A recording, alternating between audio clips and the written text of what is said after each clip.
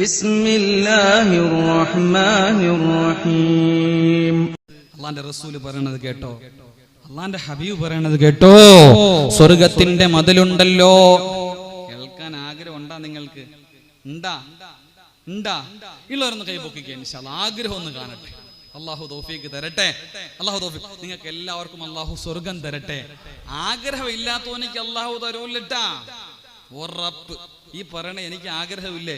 സത്യം പറഞ്ഞാൽ എനിക്ക് കുറച്ചുകൂടെ ആഗ്രഹം ഈ വിഷയത്തിലോട്ട് ഞാൻ ആഴ്ന്നിറങ്ങിയപ്പോഴാ തരണേ എന്ന് മനസ്സറിഞ്ഞ് പറഞ്ഞത്.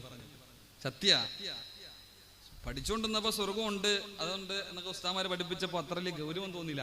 ഈ വിഷയം മുളയത്ത് പറയാനും പരിസര സദസ്സിലൊക്കെ പറയാൻ വേണ്ടി പഠിച്ചപ്പോ എനിക്ക് മനസ്സിലായി, പടച്ചോനെ നീ എനിക്ക് സ്വർഗം തരണേ അല്ലാ എന്ന് ഹൃദയം പൊട്ടി ഈ ഇരിക്കുന്ന ഞാനോ നിങ്ങളോ പറഞ്ഞാൽ സ്വർഗം അല്ലാഹുവിനോട് പറയൂ അത്രേ, പടച്ചോനെ അവനെ നീ എന്നിലേക്ക് എത്തിക്കണേ അല്ലാന്ന് സ്വർഗം പറയുമെന്ന് നബിയുന മുഹമ്മദ് മുസ്തഫ. അപ്പൊ ഞാനൊന്ന് പറയട്ടെ, ഞങ്ങൾക്ക് സ്വർഗം തരണേ അല്ലാന്ന് അല്ലേ? ലൈവ് കാണുന്ന ഒരുപാട് സഹോദരങ്ങളുണ്ട്, ആയിരക്കണക്കിന് ആളുകളുണ്ട്, നമ്മൾ ഇത്രയും പേരുണ്ട്. ഞാൻ ദുആ ചെയ്യാണ്. അപ്പൊ നിങ്ങൾ ആമീൻ പറയുന്നു, സ്വർഗം നമ്മളെ എല്ലാരെയും അങ്ങോട്ട് ക്ഷണിക്കുന്നു. ദുആ ചെയ്യട്ടെ, ആമീൻ പറയോ ഇൻഷാ അല്ലാഹ്. അല്ലാഹുവേ സ്വർഗം നീ ഞങ്ങൾക്ക് തരണേ അല്ലാ, തരണേ അല്ലാ, തരണേ അല്ലാ. നരകം ഞങ്ങൾക്ക് ഹറാമാക്കണേ അല്ലാ. അല്ലാഹു തൗഫീഖ് തരട്ടെ. എല്ലാ ദിവസവും ചോദിക്കണം, അല്ലാഹു തൗഫീഖ് തരട്ടെ. മഹാന്മാരുടെ ചരിത്രത്തിൽ പറയുമ്പോൾ നമുക്ക് മനസ്സിലാകും, പ്രിയമുള്ളവരെ, സ്വർഗം എങ്ങനെയായിരിക്കുന്നത്? ഭൂമി പോലെ ഉരുണ്ടതാണോ, അതോ പരന്നതാണോ, അതോ കടല് പോലെ സമുദ്രമാണോ, അതോ ആകാശം പോലെ വെളുത്തതാണോ, അതോ വലിയ കൊടുങ്കാട് പോലെയാണോ, അതോ പച്ച പരവതാനിയാണോ, അതോ ഇതുപോലെ ലൈറ്റ് ഉള്ളതാണോ, അതോ ഇതുപോലെ കറങ്ങുന്ന ഓടുന്ന ലൈറ്റുള്ള കെട്ടിടങ്ങളാണോ? എന്താണ് സ്വർഗം? എന്താണ് സ്വർഗം? അല്ലാഹുവിന്റെ റസൂൽ പറയാ, അല്ലാഹുവിന്റെ ഹബീബ് പറയാ. സ്വഹാബാക്കൾ ചോദിച്ചു, യാ റസൂലല്ലാഹ് വമാ ബിനാഉഹാ യാ ഹബീബല്ലാഹ്, എങ്ങനെയാ കെട്ടിടം ഉണ്ടാക്കിയിരിക്കുക, എങ്ങനെയാ സ്വർഗം ഉണ്ടാക്കിയിരിക്കുക? 2 വർഷം മുമ്പ് ഞാനൊരു പത്ര കട്ടിങ് വായിച്ചപ്പോ ഒരാള് സ്വർഗത്തെ ഒന്ന് പണിഞ്ഞു നോക്കാൻ തുടങ്ങി. ഖുർആനൊക്കെ ഓതി പഠിച്ചിട്ടു അയാളൊരു മോഡൽ സ്വർഗം ഉണ്ടാക്കാൻ തുടങ്ങി. ആരോ പറഞ്ഞു അത് വീഗാലാൻഡ് പോലെയാണ്, വേറൊരാൾ പറഞ്ഞു സിൽവർ സ്റ്റോം പോലെയാണ്, വേറൊരാൾ പറഞ്ഞു ഇല്ല എന്തോ പാർക്ക് പോലെയാണ്. പലരും പറഞ്ഞു തുടങ്ങി. പക്ഷേ അല്ലാഹുവിന്റെ റസൂൽ പറയുന്നത് കേട്ടോ, ഇളയത്തുകാരാ, സ്വർഗം എങ്ങനെയായിരിക്കുക? അല്ലാഹുവിന്റെ റസൂൽ പറയാ, ഇന്നഹാ ഇത്തൽ ജന്നാ, സ്വർഗത്തിന്റെ മതിലുണ്ടല്ലോ, സ്വർഗത്തിന്റെ ചുമരുണ്ടല്ലോ, ലബിനത്തു മിൻ ഫില്ലാ ലബിനത്തു മിൻ ദഹബി. സ്വഹാബാ സ്വർഗത്തിന്റെ ഭിത്തിയുണ്ടല്ലോ, സ്വർഗത്തിന്റെ മതിലുണ്ടല്ലോ, സ്വർഗത്തിന്റെ ചുമരുണ്ടല്ലോ, അത് സ്വർണത്തിന്റെ ഇഷ്ടികയാ സ്വഹാബാ, വെള്ളിയുടെ ഇഷ്ടികയുമുണ്ട് സ്വഹാബാ. തുറാബുഹാ സഗ്ഫറാൻ, അതിൽ കുങ്കുമത്തിന്റെ പൊടിയാ മണലാണ് ഇഷ്ടികയിലെ ചേർത്ത് വെക്കാൻ വേണ്ടി ഉപയോഗിച്ചിരിക്കുക. വമിലാത്തുഹാ മിസ്കിയാ സ്വഹാബാ, മിസ്കും കുങ്കുമവും അല്ലാഹുവേ സഗ്ഫറാനും കുങ്കുമപ്പൊടിയും ചേർത്ത് വെച്ച്, ചന്ദനപ്പൊടിയും കുങ്കുമവും സിമന്റ് ആയിട്ട് ഉപയോഗിച്ചു, സ്വർണത്തിന്റെ കട്ടയും വെള്ളിയുടെ കട്ടുകയും ചേർത്ത് വെച്ചു. അതിന്റെ മതിൽ പണിഞ്ഞിട്ടുണ്ട് സ്വഹാബാ, അതിന്റെ മതിൽ പണിഞ്ഞിട്ടുണ്ട് സ്വഹാബാ. ആ സ്വർഗമുണ്ടല്ലോ, ആ സ്വർഗമുണ്ടല്ലോ. അല്ലാഹുവേ അതിന്റെ വിശാലമായ കാര്യങ്ങളിലോട്ട് കടന്നു പോവുകയാ. അല്ലാഹ് സ്വർഗത്തിന്റെ അകത്തെ കാര്യങ്ങൾ നബി തങ്ങൾ പറഞ്ഞു കൊടുക്കുകയാ. എന്താ സ്വഹാബാ, സ്വർഗം ഞാൻ കണ്ടു സ്വഹാബാ. ഒരു ദിവസം അല്ലാഹു ജിബ്രീലിനെ വിളിക്കുകയാ. ജിബ്രീൽ, സ്വർഗമൊന്നു പോയി കണ്ടിട്ട് വാ ജിബ്രീൽ. ജിബ്രീൽ സ്വർഗം കാണാൻ കടന്നു ചെന്നു. അല്ലാഹുവിന്റെ റസൂൽ സ്വഹാബാക്കൾക്ക് പറഞ്ഞു കൊടുക്കുകയാ. ജിബ്രീൽ സ്വർഗം കാണാൻ കടന്നു ചെന്ന് കണ്ടിട്ട് റസൂൽ ഓടി അല്ലാഹുവിന്റെ അടുക്കലേക്ക് മടങ്ങി വന്നു. എന്നിട്ട് ജിബ്രീൽ പറഞ്ഞു, അല്ലാ, സ്വർഗം എത്ര മനോഹരമാ അല്ലാ, എല്ലാവരും സ്വർഗത്താണ് അല്ലാ, ഭൂമിയിലുള്ള എല്ലാവരും സ്വർഗത്താണ് അല്ലാ. എന്നാ ജിബ്രീൽ പോയി രണ്ടാമതൊന്ന് കണ്ടിട്ട് വാ. ജിബ്രീൽ പോയി രണ്ടാമതൊന്ന് കണ്ടിട്ട് വാ. ജിബ്രീൽ അലൈഹിസ്സലാത്തു വസ്സലാം അല്ലാഹുവിന്റെ കൽപ്പന കേട്ടു. രണ്ടാമതും ഓടിച്ചെന്നു. ചെന്ന് വല്ലാതെ നോക്കി. അല്ലാഹു പറഞ്ഞു വിട്ടതല്ലേ. രണ്ടാമതും ചെന്ന് നോക്കിയപ്പോ ഓടി പൊട്ടിക്കരഞ്ഞ് നിലവിളിച്ചുകൊണ്ട് ജിബ്രീൽ മടങ്ങി വരികയാ. വല്ലാത്ത വേദനയോടെ കരഞ്ഞു വരികയാ. സങ്കടത്തോടെ ഓടി വന്നിട്ട് അല്ലാഹുവിനോട് പറഞ്ഞു, ഹുഫത്തിൽ ജന്ന ബിൽ മകാരിഹി. അല്ലാഹ്, വളയത്തുകാരാ, ജിബ്രീൽ പറഞ്ഞത് എന്തെന്നറിയോ? ഹുഫത്തിൽ ജന്ന ബിൽ മകാരിഹി. അല്ലാഹുവേ, സ്വർഗത്ത് ഒരാൾ പോലും കിടക്കുകയില്ല അല്ലാ. വെറുക്കപ്പെട്ട കാര്യങ്ങൾ കൊണ്ട് സ്വർഗം ഇങ്ങനെ വലയം ചെയ്തു വെച്ചിരിക്കുകയാ. അതിൽ കള്ളുകുടിയുടെ ദുർഗന്ധമുണ്ട് അല്ലാ, അതിൽ വ്യഭിചാരത്തിന്റെ ദുർഗന്ധമുണ്ട് അല്ലാ, അതിൽ പലിശയുടെ ദുർഗന്ധമുണ്ട് അല്ലാ, അതിൽ പിടിച്ചുപറിയുടെ വ്യഭിചാരത്തിന്റെ അശ്ലീലതയുടെ ആഭാസത്തരത്തിന്റെ തെമ്മാടിത്തരത്തിന്റെ അഹങ്കാരത്തിന്റെ സർവാലഹങ്കാരത്തിന്റെയും വിദ്വേഷത്തിന്റെയും പരസ്പര ഭിന്നതയുടെയും തർക്കങ്ങളുടെയും മ്ലേച്ഛമായ സ്വഭാവങ്ങളുടെയും ആവരണം കൊണ്ട് സ്വർഗത്തെ ഇങ്ങനെ വലയം ചെയ്തിരിക്കുകയാ അല്ലാ. അതുകൊണ്ട് മനുഷ്യരാരും സ്വർഗത്ത് കടക്കില്ല അല്ലാ, സ്വർഗത്ത് കടക്കില്ല അല്ലാ. ഉളയത്തുകാരാ, സ്വർഗം കേൾക്കാൻ വേണ്ടി വന്ന ഉളയത്തുകാരാ, അഹങ്കാരം കൽബിലുണ്ടോ? ഇല്ല, സ്വർഗമില്ല മോനെ. വ്യഭിചരിച്ചിട്ടുണ്ടോ? സ്വർഗമില്ല മോനെ. തോന്നിവാസം കാണിച്ചിട്ടുണ്ടോ? സ്വർഗമില്ല മോനെ.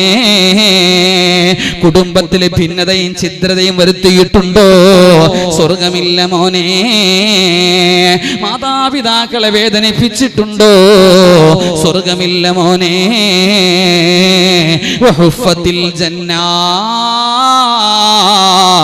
ബിൽ മകാരിഹി ശഫീഉനാ റസൂലുള്ളാഹി. സ്വർഗ്ഗമൊക്കെ അടിപൊളിയാണ്, യാതൊരു സംശയമില്ല. പക്ഷെ കേരള ഇച്ചിരി പാടാണെന്ന് നബി മുഹമ്മദ് മുസ്തഫ. എന്താ ഉസ്താദ് നിങ്ങളീ പറയേണ്ടത്? ഇത്രയും മനോഹരമായ ദിവസത്തിൽ സ്വർഗത്തിൽ കേടാൻ പാടുപാടെന്ന് പറഞ്ഞാൽ അത് മോശമല്ലേ? ഒരു മോശമല്ലേ? സുഫിയാൻ ബക്കവിയുടെ വാക്കല്ല, അള്ളാന്റെ റസൂല്. എനിക്ക് ചുമ്മാ നരകത്തിൽ പോകാൻ സുഖ. എന്റെ പൊന്നാരാങ്ങന്മാരെ, നരകത്തിൽ പോകാൻ ഒരു പാടുമില്ല. സിമ്പിളായിട്ട് കയറി പോവാം. സ്വർഗത്തിൽ പോവാൻ പണിയുണ്ട്, പണി നമ്മളത് പറയും. വെറുതെ ഇരിക്കുന്നവർക്ക് സ്വർഗം കിട്ടുകയാണെങ്കിൽ പിന്നെ റസൂലുള്ളാഹിക്ക് എങ്ങനെയാണ് കയറാൻ കഴിഞ്ഞത്? സ്വഹാബാക്കളൊക്കെ വെറുതെ ഇരുന്ന് കിട്ടിയതാണോ? ചരിത്രം പഠിക്കുമ്പോ ദുരിതങ്ങൾ അനുഭവിച്ചവർക്ക് മാത്രമാണ് സ്വർഗം. കഷ്ടപ്പാടുകളും ബുദ്ധിമുട്ടുകളും പ്രയാസങ്ങളും അനുഭവിച്ചവർക്ക് അല്ലാഹു കൊടുക്കുന്ന ഭവനമാണ് സ്വർഗം. ഇല്ലാത്ത നമ്മളൊക്കെ സുഖിച്ചും രസിച്ചും തിന്നും കുടിച്ചും അർമാദിച്ചും സന്തോഷിച്ചും കിട്ടിയതൊക്കെ നമ്മളൊക്കെ മോന്തിയും കഴിയുന്ന നമുക്ക് ഇച്ചിരി പാടണ്ട് പോവാൻ. ഞാൻ വെറുതെ പറയണല്ല. ഇത് നമ്മുടെ ഏറ്റവും വലിയ പ്രശ്നം എന്നറിയോ? സൗകര്യം കൂടി പോയതാ. നമുക്കെല്ലാം സൗകര്യത്തിന് കിട്ടിയപ്പോ നമുക്ക് ഒന്ന് കൈ പൊക്കിയിട്ട് അല്ലാന്ന് വിളിക്കുമ്പോ കരച്ചിൽ വരുന്നുണ്ടോ? ഉണ്ടോ? എങ്കിൽ രക്ഷപ്പെട്ട്. ഞാനിപ്പോ ഇങ്ങനെ പറഞ്ഞു വന്നപ്പോ റസൂലുള്ളാഹിന്റെ കഥ ഇങ്ങനെ പറഞ്ഞപ്പോ ഈ ഫ്രണ്ട് ചെയ്യുന്ന കുറച്ച് കാരണവന്മാരുടെ കണ്ണ് നിറയുന്നത് ഞാൻ കണ്ടു. അറിയാതെ കണ്ണ് നിറഞ്ഞു പോവാണ്. എന്തുകൊണ്ട്? റസൂലുള്ളാഹിനെ പറഞ്ഞപ്പോ ഹൃദയം പൊട്ടുന്നത് എന്തുകൊണ്ട്? വിഷമങ്ങൾ ഉള്ളിലുണ്ട്. എന്റെ കഷ്ടപ്പാട് എനിക്കറിയാമെങ്കിൽ, എന്റെ നൊമ്പരവും വേദനയും കഷ്ടപ്പാടും എന്റെ ഹൃദയത്തിലുണ്ടെങ്കിൽ അല്ലാന്ന് വിളിക്കുമ്പോൾ ഞാൻ കരയും.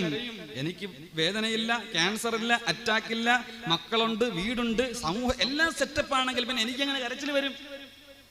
നല്ല ഫുഡ് കഴിച്ചിട്ട് ഞാൻ ഇവിടെ ഒന്ന് പ്രസംഗിക്കണേ, എനിക്കെങ്ങനെ കരച്ചിൽ വരും? പട്ടിണി നിന്ന ആ സഹോദരങ്ങളെ റസൂലുള്ള വാള് പറഞ്ഞത്. ഖന്തക്കിന്റെ കിടങ്ങങ്ങട്ട് കുഴിച്ചപ്പോ, ഖന്തക്കിന്റെ കിടങ്ങനെ കുഴിച്ചുകൊണ്ടുവന്നപ്പോ സഹാബാക്കൾ വന്നു, ജുബ്ബ പൊക്കി കാണിച്ചു, നബിയേ കല്ല് കെട്ടി വെച്ചിരിക്കുക നബിയേ, വിശക്കുന്നു യാ റസൂലല്ലാഹ്, സഹിക്കാൻ കഴിയുന്നില്ല നബിയേ, പൊട്ടിക്കരഞ്ഞു. നബി തങ്ങൾ എന്ത് ചെയ്യുന്നറിയോ? അല്ലാഹുവിന്റെ റസൂല് തന്റെ ജുബ്ബ ഇങ്ങനെ പൊക്കി കാണിച്ചിട്ട്, സ്വഹാബത്തെ നിങ്ങളെ കയ്യിൽ, നിങ്ങളെ വയറ്റിൽ ഒരു കല്ലല്ലേ ഉള്ളൂ അല്ലേ? എന്റെ വയറ് നോക്ക്, 2 കല്ല. എന്റെ വയറ്റിൽ 2 കല്ല സ്വഹാബ. ഞാൻ മാറി നിന്ന് ബിരിയാണി കഴിച്ചിട്ടല്ല നിങ്ങളെടുത്ത് വന്ന് ഞാനിത് കുഴിക്കുന്നത്. അറിയോ നിങ്ങൾക്ക്? നമുക്കിതൊക്കെ കേൾക്കുമ്പോ ചരിത്രം അനുഭവിച്ചവരായ നമ്മുടെ റസൂല്, വേറെ ആരുടെയും ചരിത്രം പറയണ്ട. ഇന്ന് റസൂലുള്ളാഹിനെ പറ്റി പറഞ്ഞാൽ തന്നെ കണ്ണുനീരൊഴുക്കാതെ പോവാൻ കഴിയൂല എന്റെ പ്രിയപ്പെട്ടവരെ. 2 കല്ല സ്വഹാബ, 2 കല്ല്. നിങ്ങൾക്കറിയാം, 3 ദിവസം അടുപ്പിച്ച് റസൂലുള്ള ഭക്ഷണം കഴിച്ചിട്ടില്ല. രാവിലെ എന്റെ ഹബീബ് ഭക്ഷണം കഴിച്ചാൽ ഉച്ചയ്ക്കും രാത്രിയിലും റസൂലുള്ളാഹിക്ക് വീട്ടിൽ കഴിക്കാൻ ഫുഡില്ല. അള്ളാഹ്ക്ക് എന്റെ റസൂലുള്ളാഹിനോട് ദേഷ്യമായിരുന്നു. എന്റെ ദേഷ്യമായിരുന്നു. നമുക്ക് ഉച്ചയ്ക്ക് ഭക്ഷണം കഴിക്കാൻ വീട്ടിലില്ലെങ്കിൽ, പരാതിയാ. പെണ്ണ് വരും, ഇക്ക എന്തൊട്ട് മനുഷ്യനാക്കാ, വീട്ടിൽ ഫുഡില്ല, നമുക്ക് കഴിക്കണ്ടേ, പണിയൊക്കെ പോ അല്ലേ? നമുക്ക് സഹിക്കൂല, നമുക്ക് വേദന സഹിക്കാൻ പറ്റൂല, നമുക്ക് ഷൂസ് ഇല്ല, ചെരുപ്പില്ല, പരാതിയൊക്കെ. നമുക്ക് വീട്ടിലെ കറിക്ക് ഉപ്പില്ല, ചോറിന് ഉപ്പില്ല, വെള്ളം കുറഞ്ഞു പോയി, പൈപ്പിൽ വെള്ളം 2 ദിവസം വന്നില്ല, എന്തുട്ടവന്മാര് കാണിക്കണേ? ഇവിടെ ഇത്രയും സൗകര്യം, നമുക്ക് സൗകര്യം കൂടിയപ്പോ ഒരല്പം കൂറ വരുമ്പോ സഹിക്കാൻ പറ്റുന്നില്ല. ആയിഷ, ഭക്ഷണമുണ്ടോ ആയിഷ? ഇല്ല നബിയെ. അടുപ്പിൽ വെള്ളമാ നബിയെ. ഓടി ഇറങ്ങി ആയിഷ ബീവി. ചിന്തിച്ചിട്ടുണ്ടോ എന്റെ വളയത്തുകാരാ? ചിന്തിക്കണം നമ്മൾ, അത് ഓർത്ത് കരയണം നമ്മൾ. മരിക്കുന്നത് വരെ കരഞ്ഞാലും കണ്ണുനീര് തോരൂല്ല. ഒരു നേരം ഭക്ഷണം നമ്മുടെ മുമ്പിൽ വരുമ്പോ, ഇപ്പൊ ഞാൻ കയറിയ വീട്ടിൽ എത്ര തരം ഭക്ഷണങ്ങൾ, സുബ്ഹാനല്ലാഹ്. ഞാൻ കാസർഗോഡ് വാള് പറയാൻ വേണ്ടി വരുമ്പോഴാണ് ഇത്ര വിഭവസമൃദ്ധമായ ആഹാരം. നിങ്ങൾ അല്ലാഹ് അനുഗ്രഹിച്ചവരാ പ്രിയപ്പെട്ടവരെ. വേറെ ജില്ലയൊന്നും ഇപ്പൊ ഇതിനകത്ത് ലൈവില് കേൾക്കുന്ന ആൾക്കാർ, ഇപ്പൊ കാസർഗോഡ് ജില്ല വാള് കിട്ടിയോണ്ട് സുബിയാമ്പാക്ക ചാപ്പാട് കിട്ടാൻ വേണ്ടി അവരെ പൊക്കി പറഞ്ഞേ അല്ല. അങ്ങനെ പറയേണ്ട കാര്യം എനിക്കില്ല. അള്ളാഹു അനുഗ്രഹിച്ചവരാ. റസൂലുള്ളാഹിക്ക് ഒരു ദിവസം വീട്ടിൽ വന്ന് ഭക്ഷണം ചോദിച്ചു, ആയിഷ കറി വല്ലതുണ്ടോ ആയിഷ? നബിയെ നല്ല കറിയുണ്ട് നബി. എന്താണ് ആയിഷ, എന്ത് കറിയാ ഉള്ളത്? ഒരു രസവും രുചിയും ഇല്ലാത്ത കറി കൊണ്ടുവന്ന് റസൂലുള്ളാഹിക്ക് കൊടുത്തപ്പോ റസൂലുള്ളാഹി പറഞ്ഞെന്നറിയോ? എന്ത് ടേസ്റ്റ് ആയിഷ. നമ്മളോ ആട്ടിറച്ചി ഇല്ലാത്ത പെരുന്നാളുണ്ടോ നമുക്ക്? പെരുന്നാളിന്റെ മുന്നിൽ, പെരുന്നാളിന്റെ ദിവസം വീട്ടിൽ നിന്ന് ഇറങ്ങിയപ്പോലും ഒരു പാവപ്പെട്ട പൊന്നുമൊന്നിക്ക റസൂലുള്ളാഹിന്റെ മുമ്പിൽ പൊട്ടിക്കരയ്യ. എന്തേ മോനെ കരയണേ? ഒന്നും കഴിച്ചില്ല നബിയെ, ഒന്നും ഞാൻ കഴിച്ചില്ല നബിയെ. മോ വാ എന്ന് പറഞ്ഞ് കൈ പിടിച്ചു കൊണ്ടുപോയി. ആയിഷ ആയിഷ, ഒരു മോൻ വന്നിട്ടുണ്ട് ആയിഷ, നമ്മളെ മോനാണ് ആയിഷ, കുളിപ്പിക്കുക ആയിഷ, ഭക്ഷണം കൊടുക്കുക ആയിഷ. എന്നിട്ട് ആ പൊന്നുമോനോട് പറഞ്ഞു, മോനെ ഞാൻ നിന്റെ വാപ്പയാ മോനെ, ഈ നിൽക്കുന്ന ആയിഷ നിന്റെ ഉമ്മയാ മോനെ.